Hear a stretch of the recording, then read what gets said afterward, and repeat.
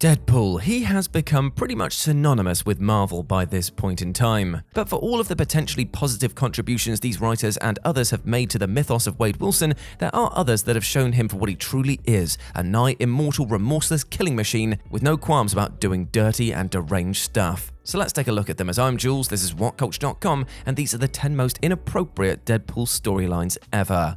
Number 10. Deadpool invaded KRAKOA due to FOMO. Deadpool is the king of the new monster island, but despite this, he's angry that the mutants have an island nation and that he hasn't been invited. He also believes that they're holding a cure for cancer there, so Wade steps into the body of his mutant gelatin subject Jelby with Jiff the tiny land shark attached to his butt and strolls through KRAKOA's gate at Washington Park. The minute they step out of Jelby's body, Deadpool and Jeff are detected and several X-Men are upon them. Wade is sent to talk to Emma Frost, where she informs him, whilst petting Jeff, that he can visit with permission, but he can't have a flower to make a gate and that KRAKOA sadly has no cure for cancer. She tells Wilson that he is just too volatile an X-factor and that the percentage of KRAKOA that he would have burned to the ground in his first month would nearly be 100%. Wade then calls them fascists and attempts to steal a flower for a gate before he leaves. Various X-Men attack him and he pleads with them to stop. When Rogue offers to just give him a flower, he says that he doesn't want anyone's charity. When they return him to Monster Island, Jeff spits out a KRAKOA flower, which Wade thanks him for.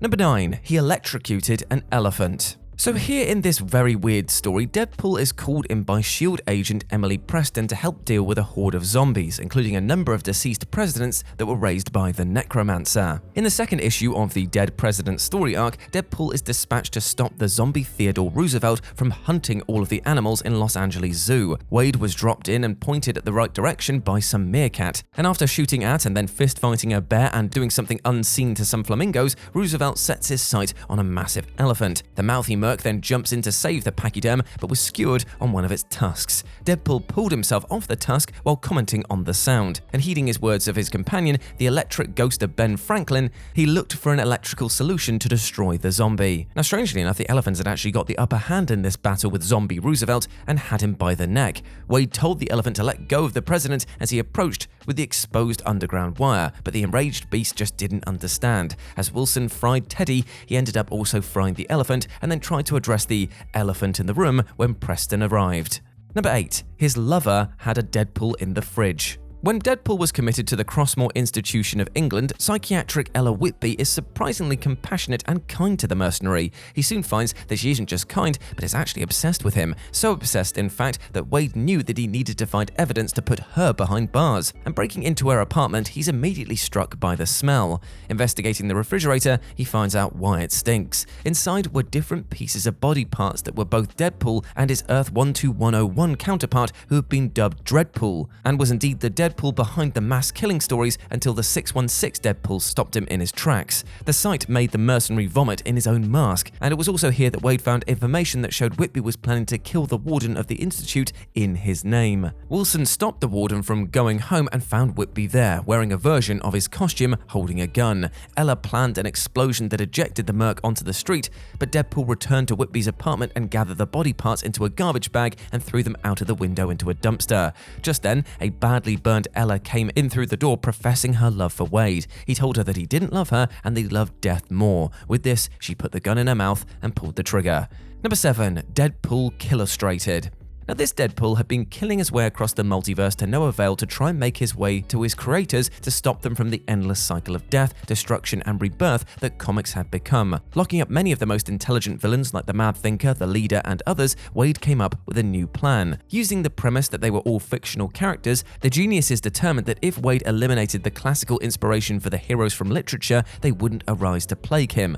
Armed with this idea, he jumped into the nexus of all realities, and then Deadpool began killing his way through classic literature, and as he does so, he saw the people that they had inspired in the universe. Unknowns to Deadpool though, the Thinker sent universe-traveling technology and information to Sherlock Holmes, who builds a team of Beowulf, Natty Bumppo, Mulan, and Dr. Watson to stop him. Meanwhile, at this point, Wade has put part of his own mind into Frankenstein's monster to aid him, and the teams meet in Paris in the year 1627, and a mighty battle ensues. Holmes and Deadpool disappeared in H.G. Wells' time machine and fought within the time stream. Even though Holmes won and the Merc was set adrift, he said he only won because he broke the very idea of heroes, which I guess was mission accomplished? Number 6. Deadpool, Herald of Galactus.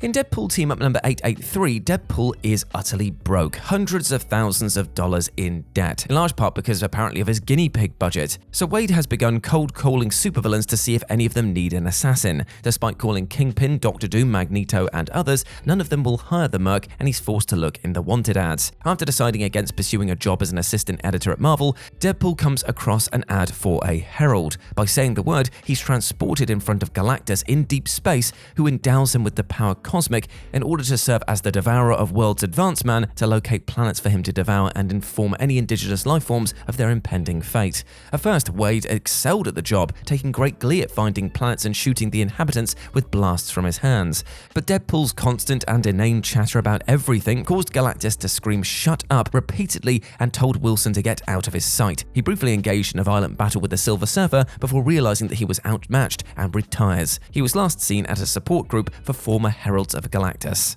Number 5. Deadpool kills Phil Coulson.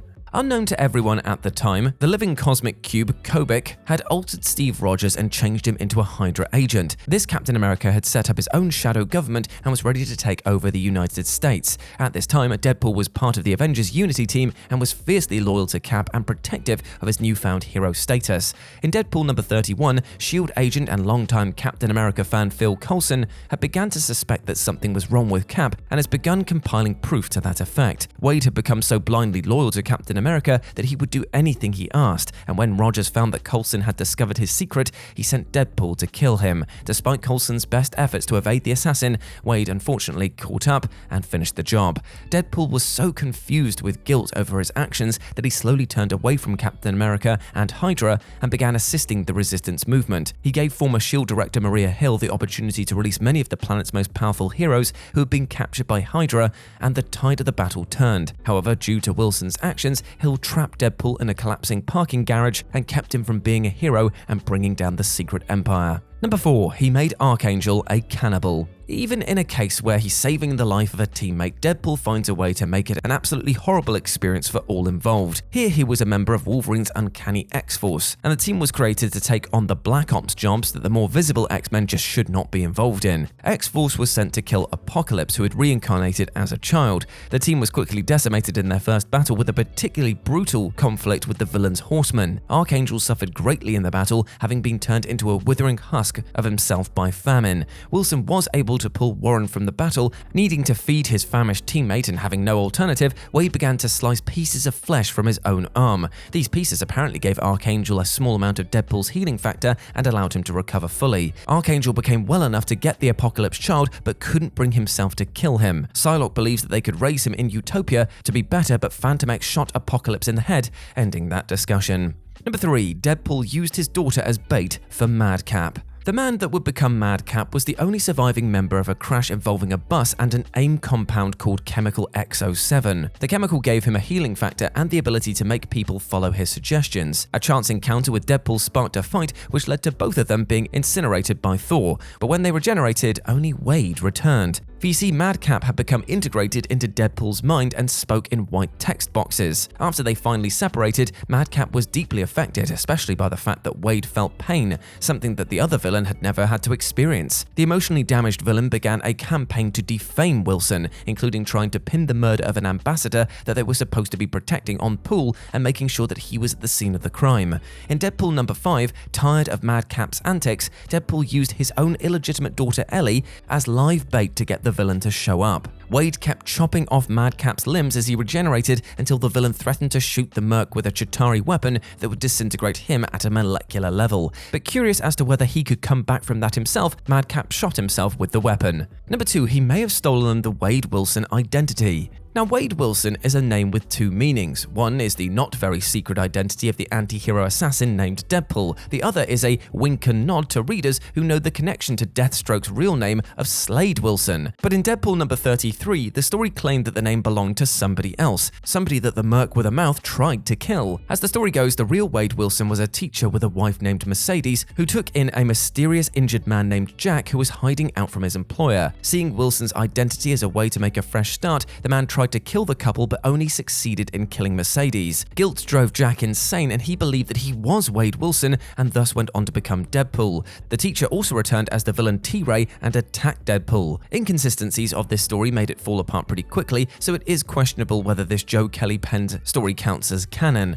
And number 1, Deadpool killed the entire universe. In this story, the X-Men commit Deadpool to Ravencroft Asylum to cure his insanity, but unbeknownst to them, Fantastic Four villain Psycho Man was posing as his doctor and had been brainwashing his patients to do his bidding. The villain attempted to do this to Wade by shutting down his inner voices, but instead it was replaced with a new voice that told him to kill everyone, and so he did. Deadpool first killed the Fantastic Four and the Watcher with surprising ease, then he shot Spider-Man in the back of the head, blows up Avengers Tower, and uses Pym particles to make Mjolnir giant-sized in order to crush Thor. The Hulk rips Wade apart and leaves, but when he reverts to Banner in a cave later, a reassembled Wilson steps in and kills the sleeping scientist. Mary Jane Watson and others hired Taskmaster to take Deadpool down, but you can see where this is going, right? I mean, the title is Deadpool Kills the Marvel Universe, and, well, he did just that, and with some pretty gruesome panels to boot. And there we go, my friends. Those were the 10 most inappropriate Deadpool storylines ever. I hope that you enjoyed that, and please let me know what you thought about it down in the comments section below.